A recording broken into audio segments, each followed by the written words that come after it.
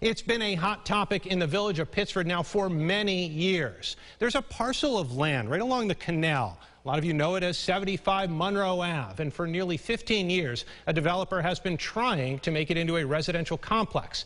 Tonight, village officials are revisiting the project as it works through several layers of approval. Erica Cost joins us in the newsroom now with the latest on this saga. Erica.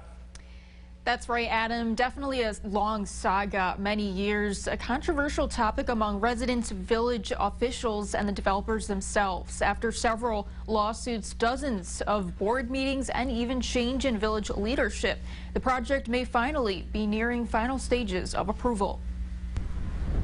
Tonight, the project goes before the Village Historic Preservation Board, who must answer the question, would the proposed apartment complex fit the state guidelines along a waterfront? For example, is there enough public access, preservation of history, and protection of water quality?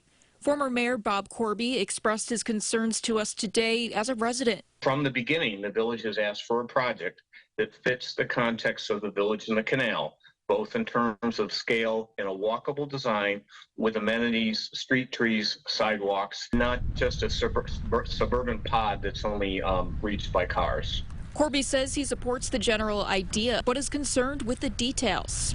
Is there a public benefit? It's hard to believe that this project constitutes some significant public benefit. There's already the village is bracketed by large apartment complexes. One of my points that I've raised from day one in 2012 is the lack of significant street trees. For some quick background, the project, also known as Westport Crossings, has been in the works for about 15 years. It's been put on hold many times after several lawsuits between both the village and the developer. A few years ago, the village was also ordered to pay up after a judge found it guilty of violating open meeting laws with regards to the project. Current Mayor Alyssa Plummer says she doesn't really have a lot to comment, other than she supports the developer's right to build.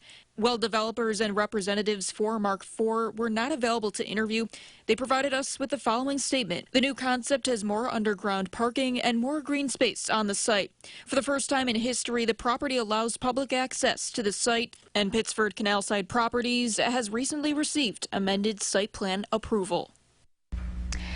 And they add the new concept has more underground parking and green space to the site. They tell me for decades this was a highly contaminated industrial oil facility and fueling station that spewed toxic fumes into the air. They're hoping this project can remedy that and fit into the village as another housing option with an additional point of public access to the canal. There's also an application for a restaurant in this proposal, which is still undergoing review. Adam?